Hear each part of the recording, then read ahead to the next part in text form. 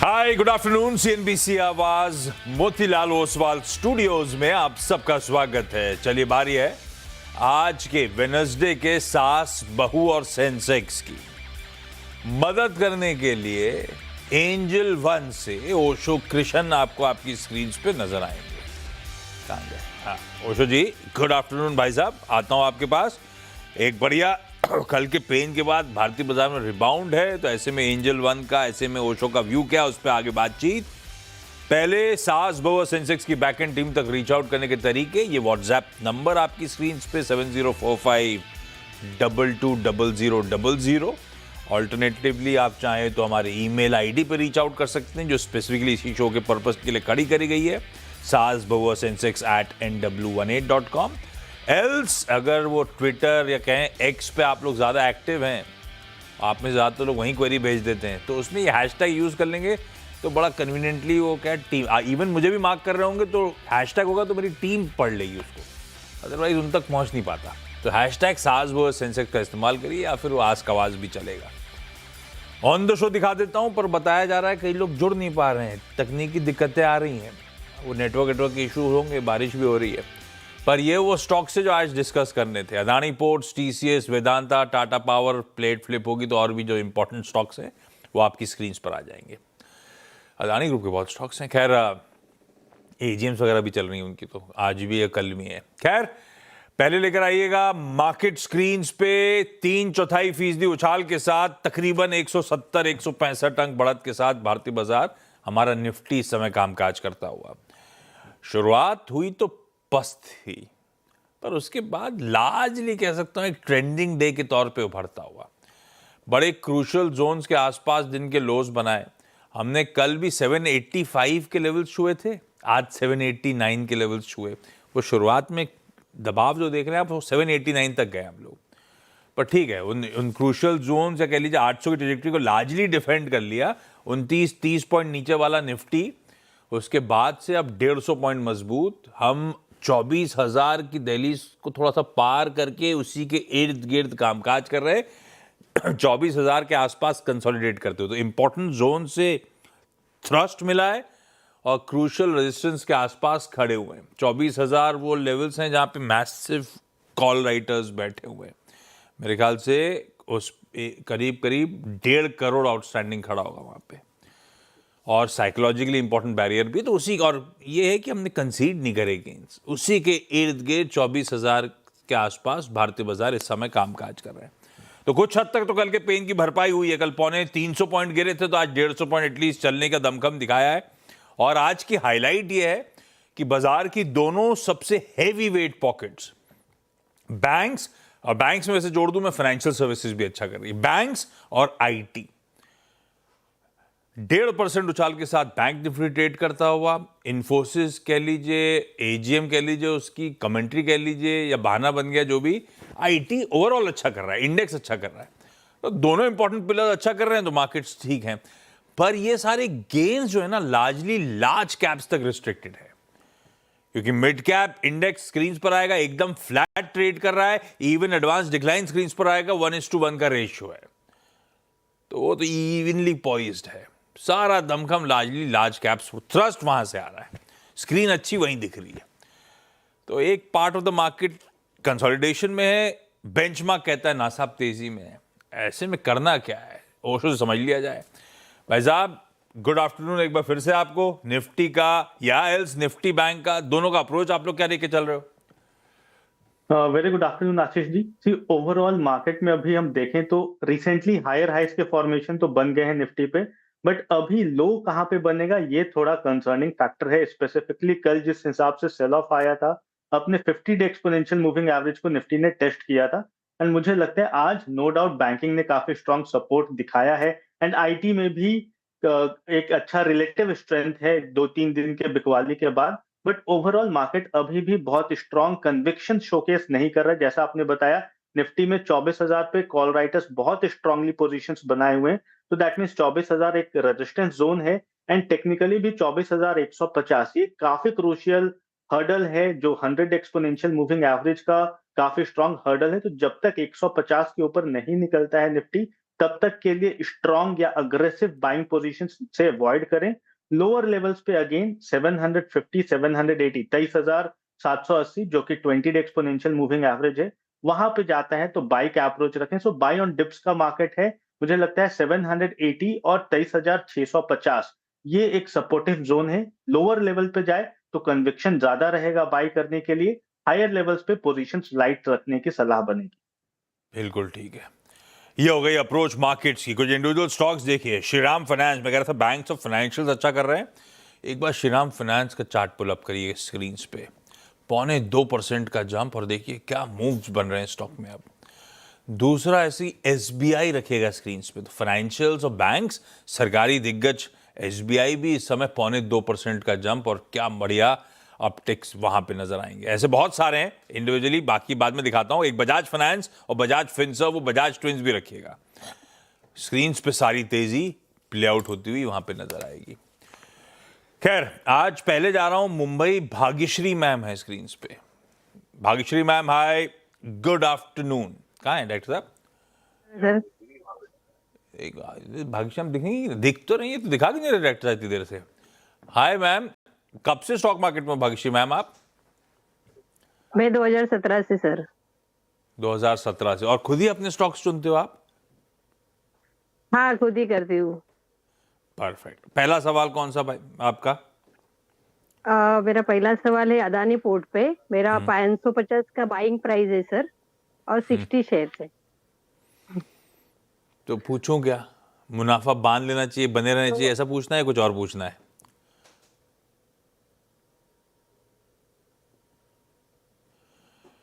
मनने लागे फ्रीज हो गया फ्रेम। खैर, वो जो यही सवाल होना चाहिए लॉजिकली, क्या करना चाहिए? 550 की बहुत बड़ी एक्विजिशन प्राइस है भाग्यश्री मैम की। 1800 पे स्टॉक खड़ा हुआ। अदानी ग्रुप स्टॉक्स अभी भी खासे एक्टिव हैं। बने रहूं या मुनाफा बांधूं या partial profits of the table ले लूं, क्या होना चाहिए? देखिए 550 के भाव से ऑलरेडी पोजीशन है, तो दैट मींस डेफिनेटली एक लॉन्ग टर्म इन्वेस्टर के पर्सपेक्टिव से देखना होगा काउंटर को। एंड ओवरऑल अभी भी जैसा आपने बताया, अदानी ग्रुप कंपनीज काफी स्ट्रांग दिखाई दे रहे हैं, टेक्निकली भी काफी साउंड है। बट नो डाउट रिसेंट जो रैली आई है नियरली 1300 से 1850 तक के बाद, वहां पे थोड़ा सा कंसोलिडेशन या ब्रीदर दिख सकता है। सो शॉर्ट टर्म में मुझे लगता है 1720 1700 एक बार टेस्ट हो सकता है। बट अगेन वो शॉर्ट टर्म ब्लिप्स हैं, लॉन्ग टर्म इन्वेस्टर्स को उससे कोई दिक्कत देखने को नहीं मिलेगा, तो बिल्कुल निवेशित रहें। मुझे लगता है लॉन्ग टर्म में काउंटर काफी अच्छा परफॉर्मेंस दिखा चुका है एंड दिखा सकता है, तो पोजीशंस होल्ड करें। शॉर्ट टर्म में थोड़ा सा करेक्शन आ सकता है 100-120 पॉइंट का, सो उससे कोई भी शॉर्ट टर्म ब्लिप से कोई कॉशन के सिग्नल्स क्रिएट होते हुए नहीं नजर आएंगे। और 100-150 पॉइंट तो चल भी जाएगा। आपने तो भाव ही जयश्री मैम 550 का है। भाग्यश्री मैम बढ़िया है, आप तो होल्ड करो, और बढ़िया तेजी स्टॉक में शायद आने वाले दिनों में आपको देखने को मिले। जुड़ गई क्या भाग्यश्री मैम? वो फ्रीज हो गई थी, अनफ्रीज हुई डॉक्टर साहब? हाँ भाग्यश्री मैम, ये तो होल्ड करेंगे। मैं लौटता हूं आपके पास। दिल्ली से सुधा चौधरी। ये तो लाइव होने वाली थी। सुधा जी, आप फोन लाइन पे हो? क्या हुआ सुधा जी? पहली बारिश में बंबई में पानी भर गया। पहली बारिश में डायरेक्टर साहब एक ढंग से लाइन नहीं कनेक्ट कर पा रहे। पूरा मौसम कैसे निकलेगा? ओशो, ये ओशो, आपके ऑफिस में ऐसी दिक्कतें आती हैं क्या? नहीं, और कोइंसिडेंटली आज मैं खुद ऑफिस आया हूं पहली बारिश होने के बाद।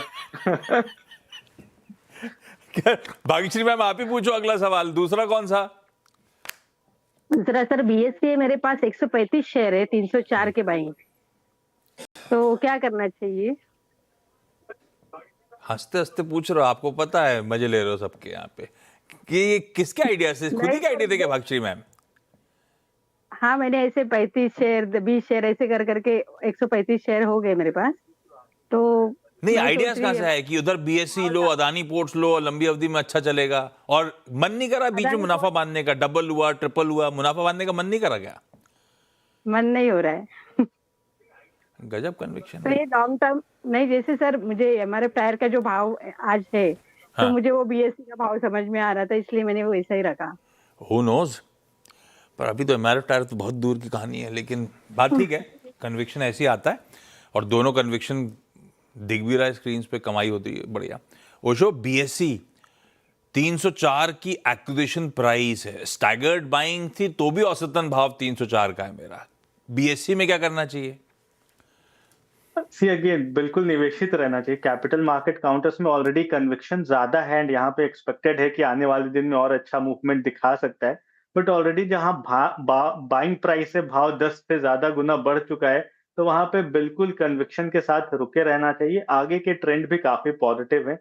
शॉर्ट टर्म ब्लिप्स हो सकता है कि आए, नियर अबाउट मुझे लगता है 3750 तक के जोन दिख सकते हैं बीएससी पे, बट उससे कोई लॉन्ग टर्म इन्वेस्टर को इम्पैक्ट नहीं होगा। तो आप बिल्कुल निवेशित रहे मैम, ये अच्छे खासे भाव आपको और भी फ्यूचर में आप जितना होल्ड करेंगे उतने अच्छे भाव आपको कैपिटल मार्केट काउंटर्स में देखने को बिल्कुल मिल जाएंगे। ये एमआरएफ के भाव तक कब तक पहुंचेगा ओशो जी? ये प्रेडिक्शन करना सर बहुत डिफिकल्ट है कि एमआरएफ के भाव तक कब तक पहुंचेगा, बट डेफिनेटली यहाँ से एक अच्छा ट्रेंड बना हुआ है, तो बिल्कुल निवेशित रहना चाहिए। खैर, सुधा जी जुड़ चुकी हैं दिल्ली से। Sudha ma'am, hi, good afternoon, सवाल पूछें। Good afternoon Ashish ji. Hi ma'am. मैं ये वेदांता का कॉल खरीदी हूँ जुलाई सीरीज की। हाँ। 10 रुपीज में खरीदी हूँ, अभी 3 दिन पहले खरीदी थी और वो कल ब्लॉक डील के चक्कर में रेट बहुत गिर गया। कौन सी स्ट्राइक का कॉल है? 320 का, और कल ही वो माल छोड़ दिया प्रमोटर्स ने लाके। जी। गड़बड़ा गया। आप तो साक्षात दिखने वाले थे, फोन लाइन पे कैसे? तो मेरे को ध्यान में रहा, मैं कहीं बाहर चली गई थी। कोई नहीं, चलो ठीक है। वेदांता भाई साहब क्या करें इसमें? कितने पे लिया हुआ हमारा? 10 रुपए का जी, 10 रुपए का लिया हुआ है। 1/3 वैल्यू रह गई है। ओशो यही जो अब पंट खेलूं, रखे रहूं इसको, क्योंकि बेचूंगा तो दलाली में ही बचा कुचा चला जाएगा। क्या करना चाहिए वेदांता में? सी अभी बिल्कुल जैसा आपने बताया, अभी बेचने से कोई मतलब भाव ही अभी 3-3.5 रुपए के आसपास है, तो बेचने से कुछ भी ज्यादा फर्क नहीं पड़ेगा। बट यहाँ से पॉजिटिव ट्रैक्शन अभी के टाइम पे तो बिल्कुल देखने को नहीं मिल रहे हैं। बट अगेन यहाँ पे हमारे पास टाइम फ्रेम 1 महीने का है, एंड जिस भाव पे अभी है 3 रुपए 3.5 रुपए पे 320 का कॉल ऑप्शन, यहाँ पे बेचने की सलाह से रैदर आप होल्ड रखें। अगर किसी भी दिन या कोई न्यूज आता है इसमें आने वाले 1 महीने में कि कुछ भी पॉजिटिव ट्रिगर हो, तो थोड़ा ट्रैक्शन बन सकता है काउंटर में, बिकॉज कल तो ऑलरेडी काफी ज्यादा नेगेटिव सेंटिमेंट्स बिल्डअप हो चुके हैं। तो होल्ड करिए मैम, करंट लेवल्स पे एग्जिट करने की राय तो नहीं बनेगी, बट टेक्निकली मुझे लगता है यहाँ से कन्विक्शन आना थोड़ा डिफिकल्ट है, बिकॉज कल ब्रेकडाउन हुआ है एंड मुझे लगता है 265 के शॉर्ट टर्म में टारगेट्स हैं। बट अगेन हमारे पास टाइम है, तो आप पोजीशन होल्ड करिए, करंट लेवल्स पे एग्जिट मत करिए। अगर थोड़ा पॉजिटिव ट्रैक्शन रिटर्न होता है काउंटर में, तब एक बार के लिए वापस से रिव्यू किया जा सकता है। हाँ, एक बार वो डॉलर इंडेक्स थोड़ा सा कूल ऑफ होना शुरू हो तो होपफुली वेदांता वापस थोड़ा बहुत तो मूव दिखाना शुरू करेगा। कल के प्रेशर के आज थमा जरूर है, चला नहीं है। मैम आप तो होल्ड करो, देखते हैं इसको निकालने का आपको फायदा रह नहीं गया है। भाग्यश्री मैम, अगला सवाल। आनंद राठी स्टॉक ब्रोकिंग के मेरे पास 55 शेयर है सर। हाँ। इसमें मैं अटक गई हूँ, तो लॉन्ग टर्म के लिए रखना चाहिए कि नहीं? आनंद राठी शेयर्स, ट्रेडिशनल ब्रोकरेजेस पता नहीं मार्केट शेयर क्या कर रही हैं, क्योंकि आजकल तो सब न्यू एज खा रहे हैं। आनंद राठी शेयर्स चार्ट्स पे कैसा है? 584 की खरीद है हमारी ओशो। आनंद राठी शेयर्स की अगर स्पेसिफिकली बात करें तो यहाँ पे थोड़ा ट्रैक्शन कम है, बिकॉज कन्विक्शन चार्ट पैटर्न्स पे थोड़े कम है। बट यहाँ पे अगेन पिछले 2 हफ्तों में जो ट्रैक्शन आया है, वहां से थोड़ा बाउंस देखने को मिल सकता है। बहुत ज्यादा कन्विक्शन नहीं है काउंटर में, बट मुझे लगता है 580 585 तक के शॉर्ट टर्म में प्ले हो सकते हैं काउंटर में। एक तो लिक्विड ज्यादा नहीं है एंड ओवरऑल थोड़ा नेगेटिव टेरेन में ट्रेड कर रहा है। तो अभी के लिए मैम अगेन मुझे लगता है शॉर्ट टर्म में थोड़ा करेक्शन जोन में एंटर कर सकता है। अगर 540 के नीचे गया तो 540 के नीचे अगर जाएगा तो 515 तक के लक्ष्य रहेंगे नीचे। अगर 540 को सस्टेन करता है तो आने वाले दिन में इधर कंसोलिडेशन के बाद ब्रेकआउट आएगा तो 580 590 तक के शॉर्ट टर्म में टारगेट्स एक्सपेक्टेड हो सकते हैं। और वो हमारी खरीद के भाव होंगे ज्यादा से ज्यादा वहीं तक पहुंच रहे। आनंद राठी से निकल के एंजल वन में शिफ्ट कर दूं क्या? ओशो इस बात का जवाब देंगे नहीं, पर स्टडी करिएगा कंपनीज को। सुधा मैम, अगला सवाल। हाँ जी आशीष जी, मैं टीसीएस खरीदी थी, 24 का ही खरीद किया हुआ है, 3500 का 50 शेयर्स। 24 का खरीद किया हुआ मतलब 2024 में खरीदा था? जी हाँ। हाँ। एक बार मानस जायसवाल जी रेकमेंड किए थे कि 3200 से ऊपर जाएगा तो आप ले सकते हैं, तो मैं उसी समय खरीदी थी। हाँ तो ट्रेडिंग वाला होगा, स्टॉप लॉस दिया होगा। खैर अब तो खैर पूरा आईटी गड़बड़ा गया था। ओशो अब तो जो हो गया 1500 रुपए का नुकसान हो ही रहा है मुझे, लेकिन अब जहां खड़ा हुआ है उस पे व्यू क्या बैठता है? अभी भी निकलने के मौके ढूंढूं या अब वेट करूं, शायद लोअर लेवल्स पे थमे ये बिकवाली? आप लोग की आईटी में, आप लोग की टीसीएस पे रीडिंग क्या है? ओवरऑल आईटी इंडेक्स पे हमारा होल्ड का रिकमेंडेशन है, बिकॉज हमें लगता है जिस हिसाब से करेक्शन आ चुका है काउंटर में ओवरऑल इंडेक्स में, यहाँ से लोअर एंड पे थोड़ा सा रिस्क रिवॉर्ड फेवरेबल है, बट उससे हमें रिसेंटली कुछ भी फॉलो अप या कुछ भी ब्रीदर देखने को नहीं मिल रहा है। अभी भी करेक्शन कंटिन्यू है एंड टेक्निकली अपने शॉर्ट टर्म मूविंग एवरेज के नीचे ही होवर करते हुए नजर आ रहा है, तो थोड़ा सा प्रेशर है, बट करंट लेवल्स पे एग्जिट करने की राय पूरे आईटी इंडेक्स में नहीं है, सो होल्ड रखें। थोड़ा सा पेन पॉइंट है पूरा आईटी इंडेक्स सारे पोर्टफोलियोज के लिए, बट मुझे लगता है जैसे रिवाइवल आएगा तो हो सकता है ये वैल्यूएशन हमें काफी अच्छा फेयर लगने लगे। अभी के लिए अंडर परफॉर्मर है, काफी स्ट्रॉन्ग सेल ऑफ देखने को मिल रहा है, बट करंट लेवल्स पे एग्जिट की राय नहीं बनेगी। आप होल्ड करिए, थोड़ा अगर बाउंस आता है या कुछ टेक्निकल पुलबैक्स आते हैं वहां पे रिव्यू जरूर कर सकते हैं, बट लंबे अवधि के लिए अगर निवेशित हैं तो बिल्कुल निवेशित रहना चाहिए। बिल्कुल सही बात है सुधा मैम, अब निकलने का समय नहीं है। आपने काफी दर्द झेल लिया है इन लेवल्स पे, तो अब आप होल्ड ही करो। आपका वेदांता भी और आपका टीसीएस भी होल्ड है। चलिए Bhagyashree ma'am, Sudha ma'am, thank you आप लोगों का जुड़ने के लिए। ओशो बने हुए हैं, ब्रेक के उस पार जब लौट के आऊंगा तो ओशो से जानूंगा उनकी एसबीएस स्टॉक पिक।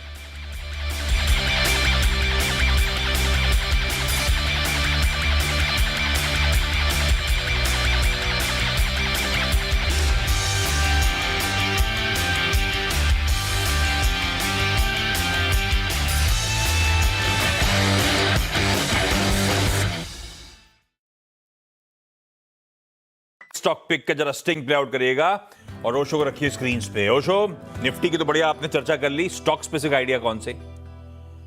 स्टॉक में एक बाय का रिकमेंडेशन है, इक्विटास स्मॉल फाइनेंस बैंक। अगर इसके टेक्निकल सेटअप देखें तो काफी अच्छा robust higher highs higher lows के पैटर्न्स हैं and short term moving average के ऊपर काफी स्ट्रांगली परसिस्ट कर रहा है। तो करेंटली 78 रुपीज के आसपास है, करंट लेवल्स पे बाय करने की राय है।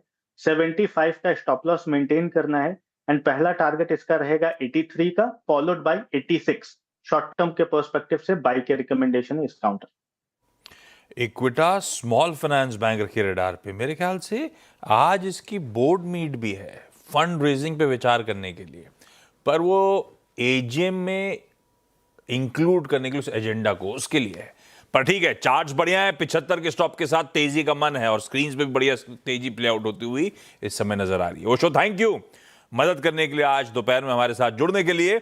अगली मुलाकात आधे घंटे बाद 1:27 तकरीबन उस समय होगी जब हम नो योर कंपनी में दस्तक दे रहे होंगे। और आज स्मार्ट वर्क्स, वो फ्लेक्स ऑफिस सॉल्यूशंस वाली कंपनी, तो उसके को-फाउंडर होंगे हमारे साथ। नतीजों के साथ वो बहुत सारे अपडेट, सिंगापुर एक्सपेंशन वगैरह वगैरह, सब पे बातचीत होगी।